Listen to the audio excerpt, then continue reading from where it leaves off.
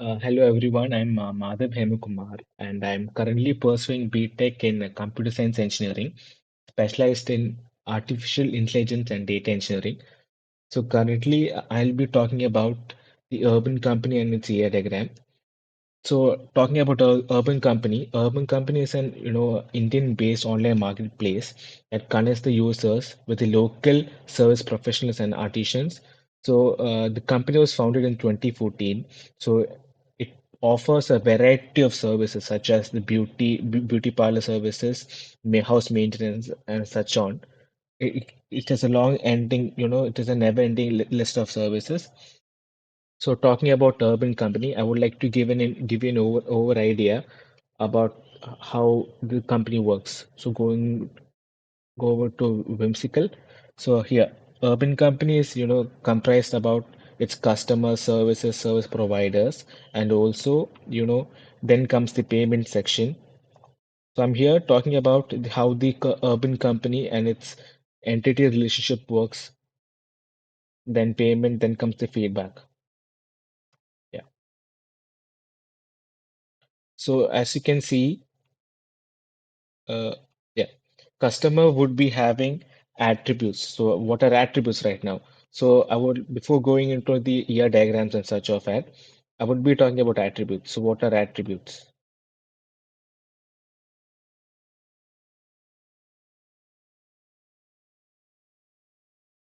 So yeah, attributes are, the comprising what comprises attributes, such as for a customer, it's his or her attributes would be the customer ID and then his name, age, address, email ID, and so on. An entity. So here, the entity over here is right now the customer. So we're talking about the entity customer, and the entity would be having the attributes such as the customer ID, name, age, address, and email ID. So an entity would can be having endless number of attributes, but to keep it easy for us, we're just going to take about five of them right now. So you can see, as you can see here, the customer ID over here is the primary key because it's going to be unique for each customer, and this age would be a derived attribute in the case of if it's given date of birth. So what is a derived attribute? So if you're given date of birth, one can easily find out the age of a person, isn't it? So that's why age is called a derived attribute. And then address. So address would be is called a multi-valued attribute over here. Why? Because address itself is going to be having a lot of subparts. Your address could be having state, street, locality, pin code, and such as well, isn't there?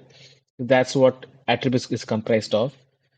And then yeah, entities. So entities over here for our company would be the customer,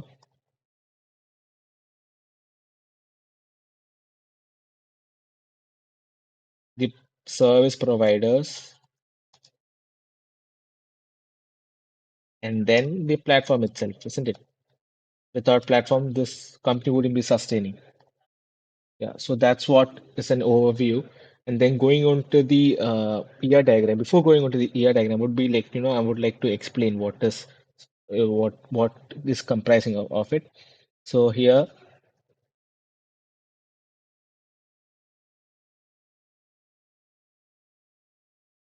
yeah, customer ID,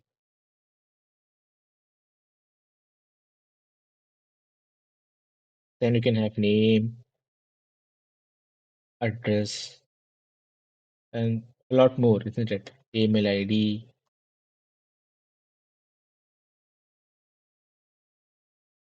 And then coming on to services, we can say that the services are what all company do the services or urban companies provide. So talking about that, before going into that, you can say that for the services entity, its attributes would be the service ID that is unique, and then the service name, and then the booking ID as well, and so on. And then comes the service provider. For service provider, we can use different.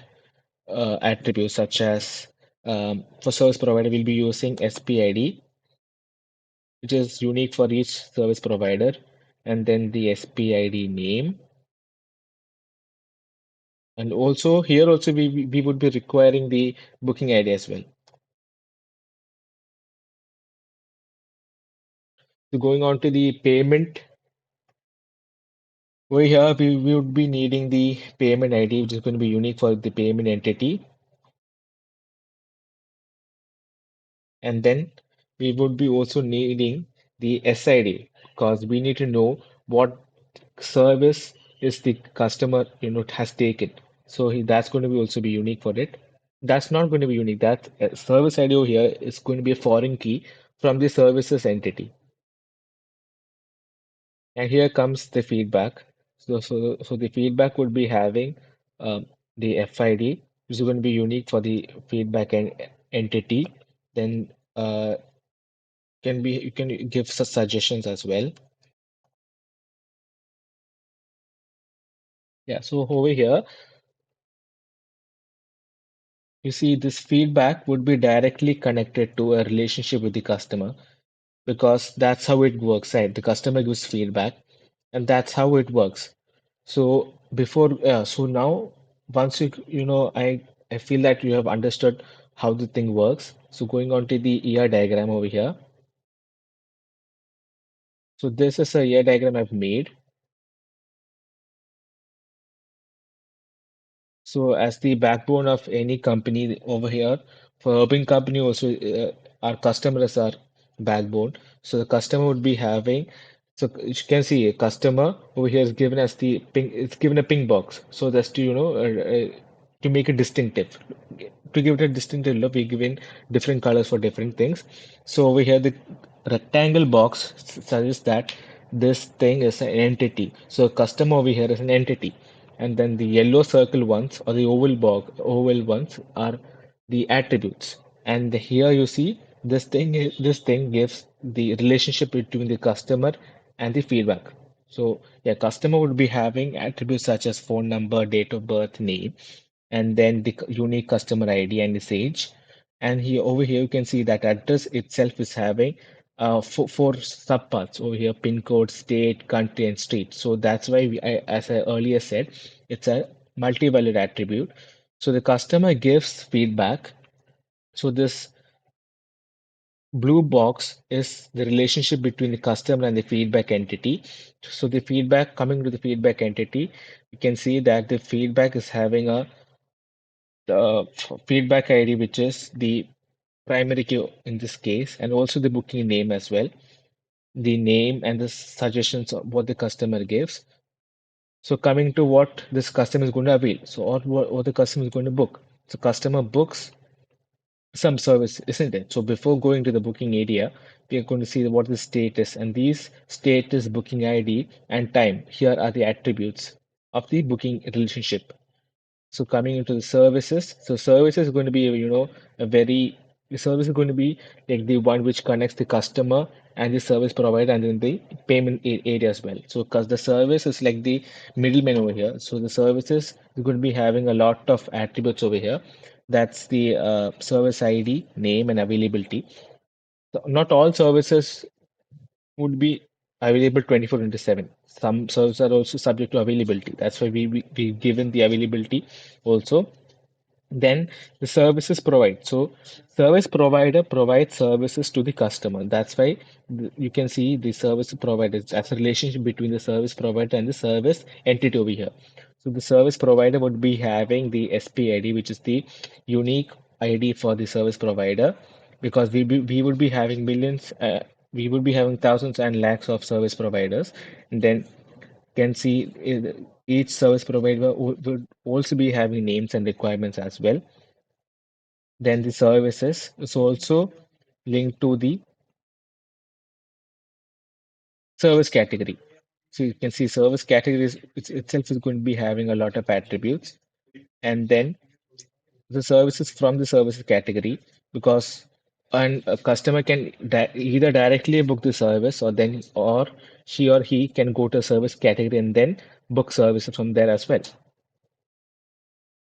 So once, yeah, so a customer would book services, and then after his service or services end, he or she needs to be given the mode of payment. So then here comes the payment entity.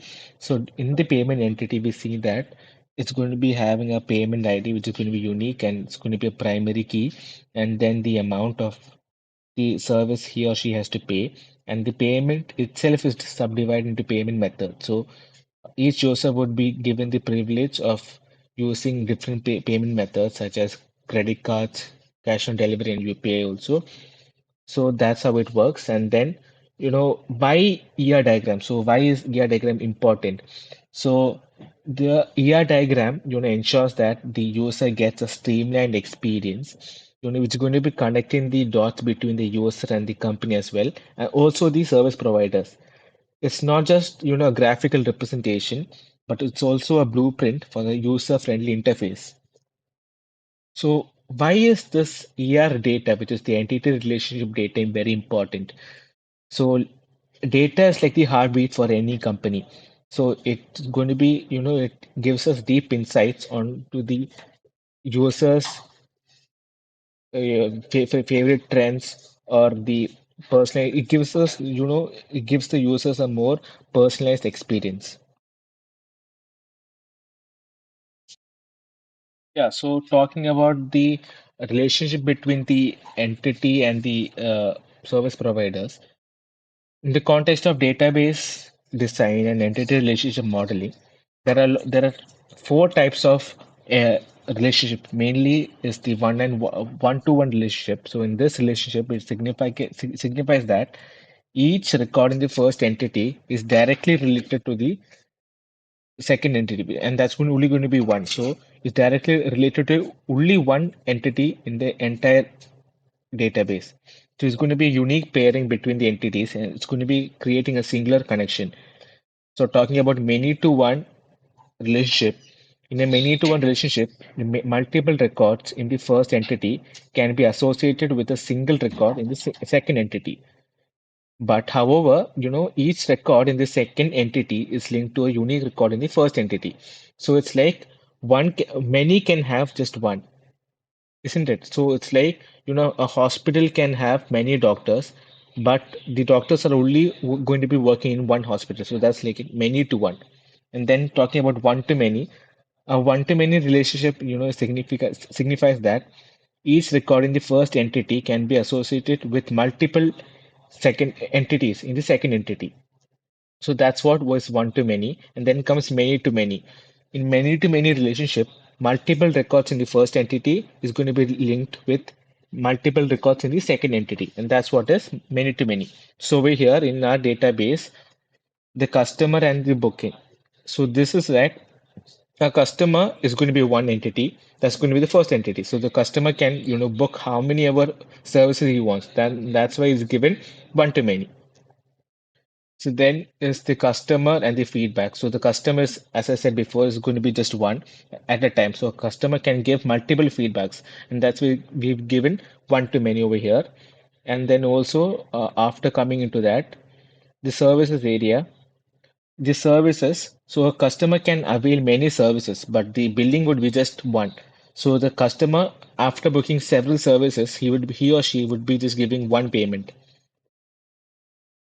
Then coming on to services and the service category, there are going to be several services. There are going to be a lot of services and then a lot of service category as well. Such as for cleaning can be that service cleaning itself is divided into deep cleaning and all. So then the deep cleaning is further subdivided into lots. That's why it's given many and many. That's a many to many relationship. And then services to the service provider. A service provider is going to be just one, and the service provider can provide a lot of services for such as uh, a resort would be giving a resort is just one service provider, and then a resort would be giving out a lot of services such as hosting weddings, birthday parties and all. So then that a service provider is going to be providing a lot of services, and that's why we've given one to many relationship over here. Yeah, so by concluding, I would like to say is that the ER entity relationship diagram provides us with a very good, profound understanding of how the data is interlinked or is interconnected with a database system. The one-to-one, the one-to-many, many-to-one, and many-to-many relationship, serves as the building blocks between the diverse scenarios in the world of data management.